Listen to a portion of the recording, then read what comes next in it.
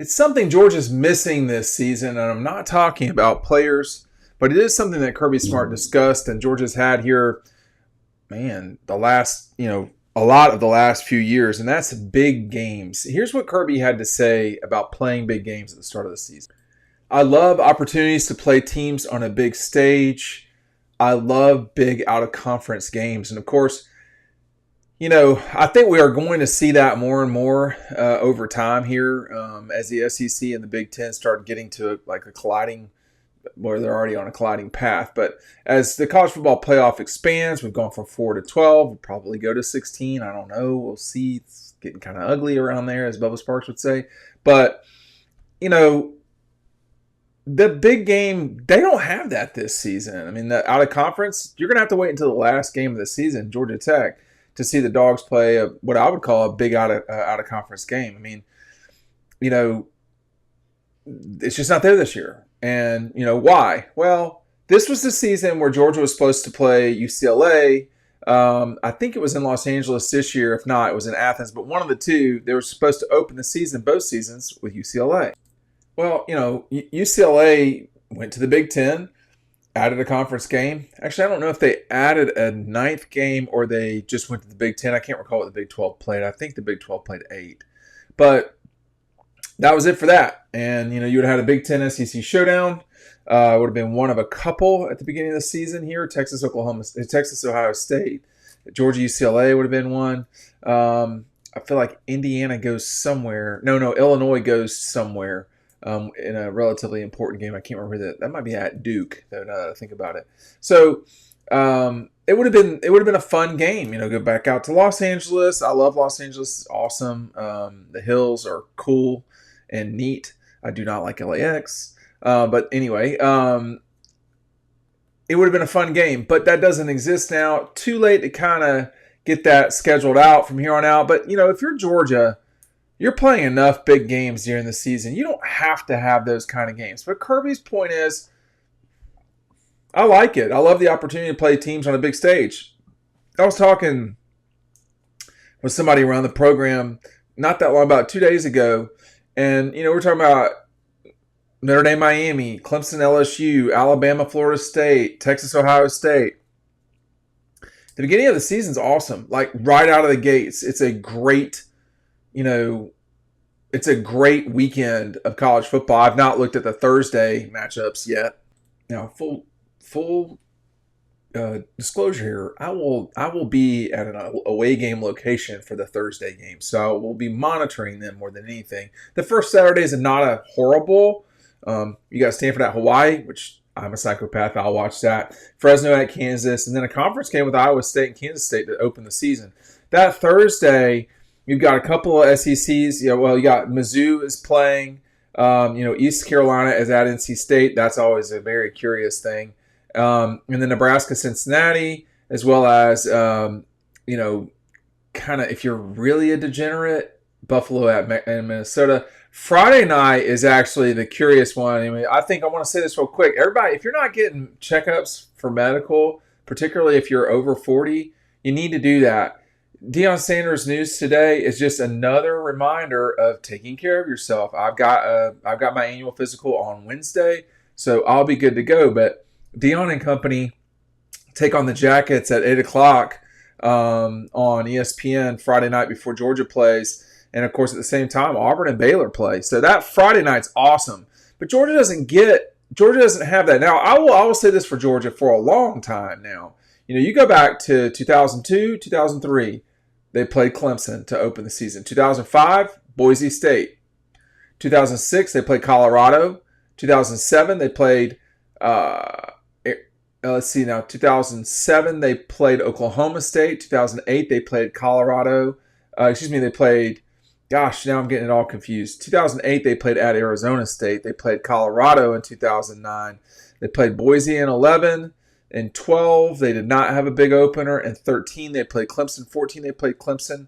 15 was not a big opener, although it was on the road against Vanderbilt, if you want to call it that, a big game. It's not out of conference. 16 with Kirby playing Carolina to start the season. Notre Dame in 17, nothing in 18. Notre Dame in 19. 20 would have been Virginia. Didn't happen. 21 was Clemson. 22 was Oregon. 23 didn't happen. 24 was Clemson. So a lot of Clemson sprinkled in there. One win for the Tigers in that time for as much success they've had. They've struggled against Georgia. They also didn't play Georgia during their best seasons of 16, 17, 18. Would they have won in 17? Probably not. But anyway, you don't have that. There's not the real measuring stick right out of the gate for this season. But the person I was talking to was just kind of saying, I think that's a good thing. Like their point was, Georgia might need a little Fred Flintstone in them to get them going, like the running car thing. I don't know. Now I want to say this too, because I'll just sit here and talk about this all the time. You start out right away with some great games on Saturday, the 30th. Mississippi State at Southern Miss, I'm here for it. That's a dumb game. Love it. I don't know why State's playing on the road at Mississippi State, but they do that stuff sometimes. They played at Arizona State not that long ago. Not the same thing at all. And then you got Syracuse and UT, and then Tennessee, and then Texas against Ohio State, which the whole world will be watching. Of course, in Dawg Post World Headquarters, we got 3 TVs up on the wall. We monitor all 3 games. Sometimes we go with a quad box on the far right, and then 2 main games on the left and the right. The main screen is always on the big game, which in this case would be Texas, Ohio State. Georgia doesn't have that. They don't have Alabama, Florida State. They don't have, Clemson, LSU, which is a great game, big game, I would say. There are some good games. They are spread out, perhaps, a little more than you'd get on a regular Saturday. But I love that. I love that. I can get Kansas State, Iowa State on that Saturday before, I travel. I love Stanford at Hawaii. It's 7:30 on CBS. I'm about it. Cincinnati, Nebraska. That is awesome. Nebraska should win that game. Let's see it happen. And then, I was out in Denver not that long ago. Wyoming, Akron. That's the Thursday games. But look, it goes quick right after that. After you get to the Friday is really when the season really goes. You do have Missouri at the start of the season, but will it hurt Georgia not to play these big games at the start of the year?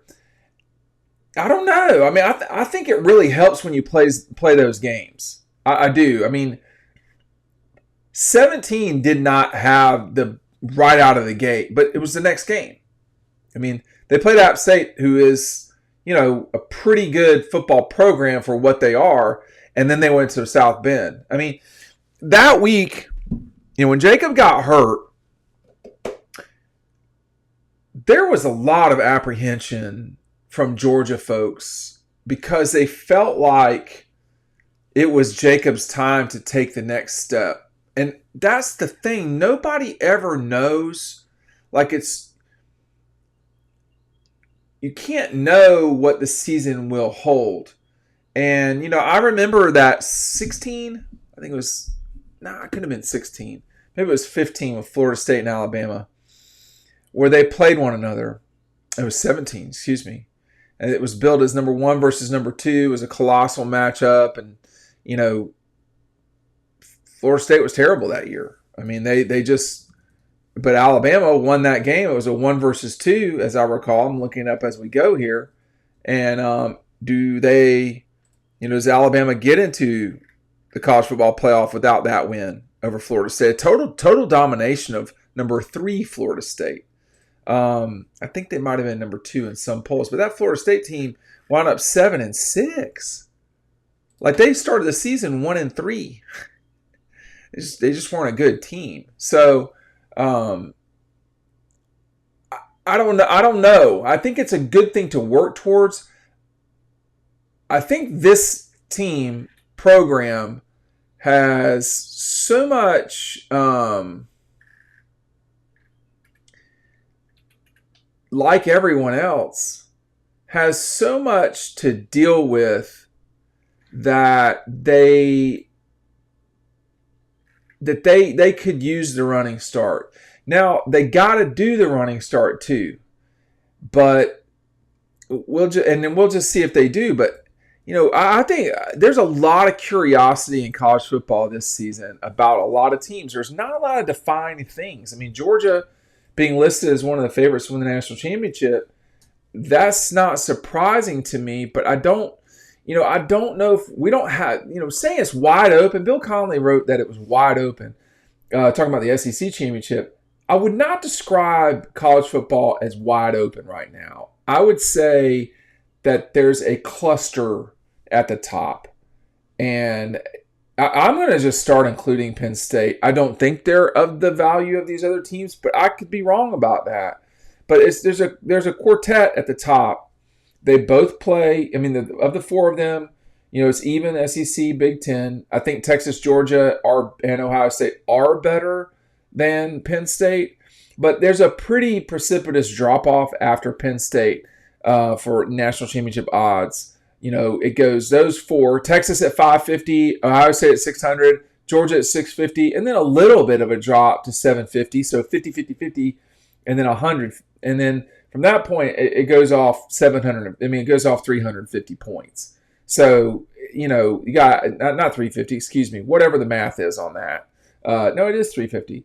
Let's go from Penn State at 750 to Alabama, Oregon at 1,100, and then Clemson at 1,200, Notre Dame at 14. Those odds are pretty significant. I don't recall the last time a betting favorite came into the season winning it.